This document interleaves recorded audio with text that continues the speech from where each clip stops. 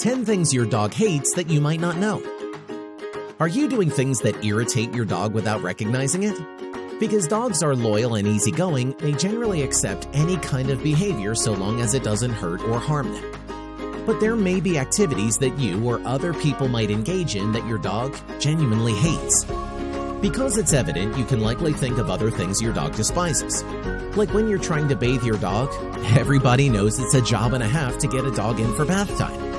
Or maybe your dog avoids hugs or certain forms of handling. He might even get extremely angry or sad when he doesn't get his way. Even the most relaxed dogs will despise a few of the things we people do. To know about them, keep watching. Number 10. Hugging. It's adorable to see images of humans holding pets, but the reality isn't so lovely. Many dogs hate being hugged, especially by strangers. Arms wrapped around the dog's neck or torso may be interpreted as a threat. Hugging is a sort of handling, and in particular dogs, handling can cause fear, anxiety, and stress.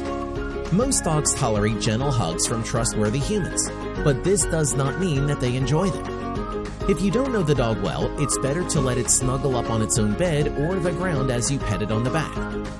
Of course, some dogs like being hugged, but within limits. Learn your dog's nonverbal cues to better understand it. It's probably uncomfortable if it turns away, prevents eye contact, yawns, licks its lips, or has a troubled expression. Number 9. Getting in a dog's face and personal space. Do you like people who get all up in your personal space? Exactly. All canines require and have the right to their boundaries. Some dogs need more personal space compared to other breeds. That's why it's also a good idea to invest in a collar with a longer leash, so your little friend is free to explore on its own without feeling a tug on its neck. Also, avoid placing your palms in a dog's face, looming over them, or charging at them. That is especially important if the dog is unfamiliar with you. If you must prod and push your dog for its own good, whether it is to give them an ear cleaning or brush their teeth, do it gently. You wouldn't want to be forced into doing something, so don't do it to them. While you prod them, make sure you also reward your dog with goodies and praise. Back off if your dog makes appeasement signals, displays any indications of fear, or acts aggressively. It's always wise to be cautious.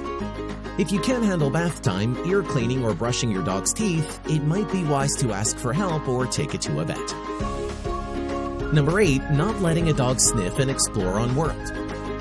Dogs like going on outings for reasons other than exercise. Taking your dog for a stroll outside allows it to explore the environment. Your dog discovers the world initially through scent, followed by other senses, while most humans learn the world first by sight. If you're taking your dog for a walk, don't keep tugging at the leash. Let it stop, sniff, and mark as it wants. When you think about that now, it's like someone pulling you by the wrist through your favorite store without letting you stop to look at anything. Wouldn't that get irritating after a while? Number 7. Lack of routine and rules. Your dog might not even appear to require rules, but he does. If your dog is misbehaving, it's most likely because you haven't trained him well. Training is a critical part of any dog's lifestyle. Since your dog has a body clock, having a schedule is essential. You should be feeding your dog at the same time every day if possible and come up with an exercise plan. After a few weeks of organized rules and routines, you will likely discover that your dog is happier and healthier. Exercises and regulations help make your dog's surroundings more stable and enhance its confidence. In certain circumstances, dogs with little upbringing will have basic manners and be able to live in a home with little to no problems. In these circumstances, the dogs will be housebroken, crate-trained, and familiar with basic commands such as sit and lay down. This degree of training is not an issue as long as the dog is not overly energetic, has no behavioral concerns, and is usually happy and healthy. If you do not train your dog, they may start to believe themselves as the boss of the home. This may result in rebellious behavior such as excessive barking, leaping, and leash tugging. Untrained dogs do not listen and grow increasingly difficult to train with time, so you definitely want to take a little time to discipline them. The benefit here is when you make your dog follow a schedule, you automatically have a schedule for yourself too. For example, going for a walk with your dog every evening. So picking up healthier habits with your dog is a win-win situation. Number 6. Yelling and harsh punishment. Nobody enjoys being screamed at or forcefully punished. Dogs may not comprehend what we are saying, but they can sense our moods. If you have a hypersensitive or scared dog, scolding will not solve the issue. Even if your dog is distant or overly joyful, you'll probably discover that screaming and severe punishment don't work in the long term. As your dog becomes desensitized, it will do whatever it wants regardless, and you would just be repeating yourself over and over. Positive feedback is the most successful method of training in general. Instead of scolding or hitting your dog, consider diverting it to the desired action to address unacceptable behavior. Teach your dog to leave it or stop it to prevent it from chewing or eating something. When your dog is doing anything improper, you can train it to listen when you say, "Come here," or "Look at me." And make sure to applaud it when it follows through. Dogs are more inclined to listen to you if you make a request instead of screaming. Number 5. Dressing them up. We think pets are gorgeous exactly the way they are, so our advice is simple. Avoid playing dress up with your pet if the clothing isn't made to keep him warm or safe. They'll most likely prefer to remain as nature intended. Unless you progressively introduce clothes to your dog or as a puppy, there is a strong possibility your dog hates being dolled up. Many dogs handle clothing or costumes, but most do not appreciate them. Before forcing your dog to wear a bunny suit, get to know him.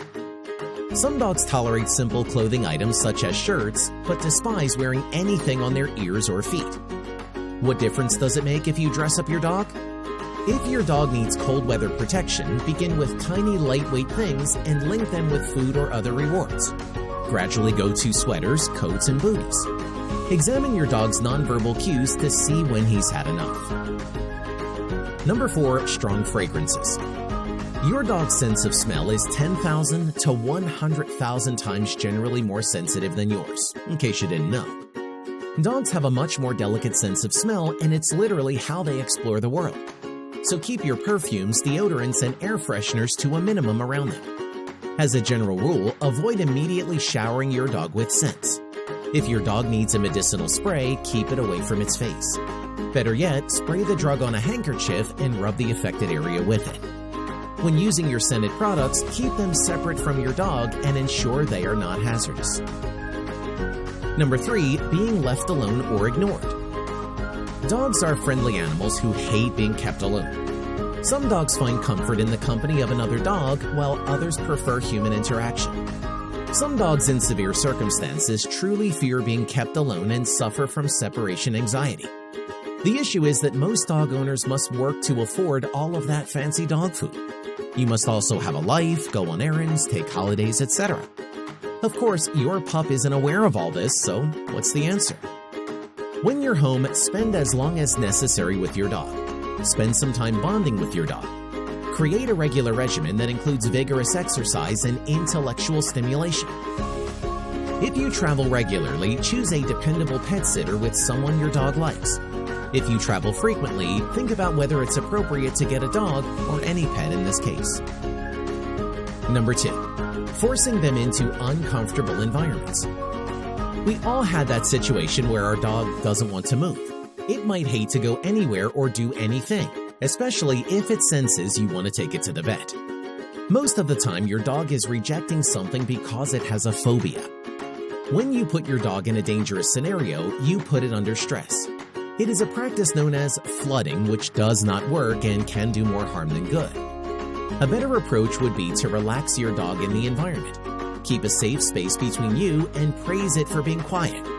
Introduce the dog to the trigger gradually and praise its non-reaction. If the fear is severe, you may need to seek the assistance of a trainer or behavioral expert. Number 1. You being upset.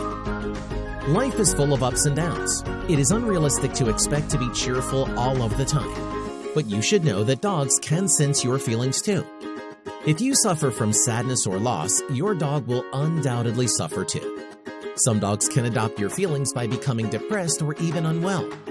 Others will become angry or tired and act out due to a lack of attention, exercise, and stimulation. Make an effort to stick to a routine and spend some time with your dog. Dogs can provide excellent emotional support. There's a reason why dogs excel in animal-assisted therapy. Take your dog for a stroll and you can discover that you feel better. So, which of these things were you prone to? Share it in the comments below. And if you haven't already, subscribe and ring the bell for more animal content. Thanks for watching.